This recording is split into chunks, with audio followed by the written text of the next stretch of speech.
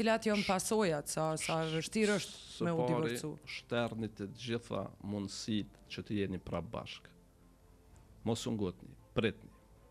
Po duhet ta përsëris shpesh, vetëm të dhuna nuk arsitohet. Pritni, mos u ngutni, secili çift ka probleme. Pritni, diskutoni, këshilloni, lëni një kohë, një hapësirë njëri tjetrit me mendu, me reflektu. Për shkak se pasojat janë të mëdha, edhe në aspektin emocional, për secilin individ. Mos flasim për të fëmija, se çfarë pasoja ka fëmija.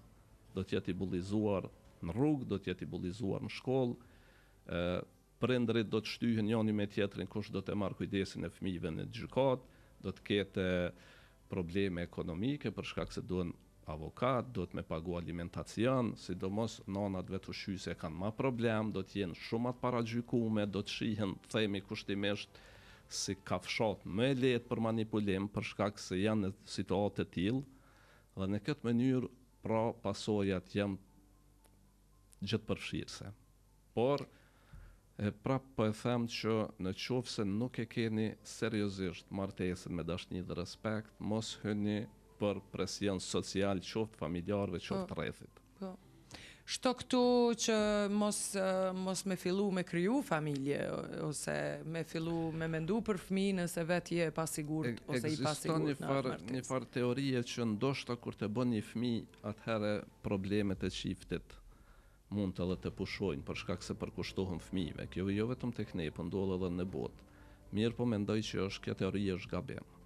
Nëse nuk ka funksionuar deri atëherë, vetëm do të ketë probleme më të mëdha dhe fëmia do të rritet në një ambient toksik dhe do të ketë një personalitet të ndrydhur, do të shndrohet në fëmijë introvert, pa disponim, pa vetbesim dhe çfarë jete mund të bëjë ai fëmijë tutje. Pra me sa po kuptoj, na me i shtjerë të gjitha mundësit, jo me duru çka do në çifte, pastaj me marrë një vendim, por jo me marrë vendimin në hap të parë. Jo me një herë, se secili çift ka probleme.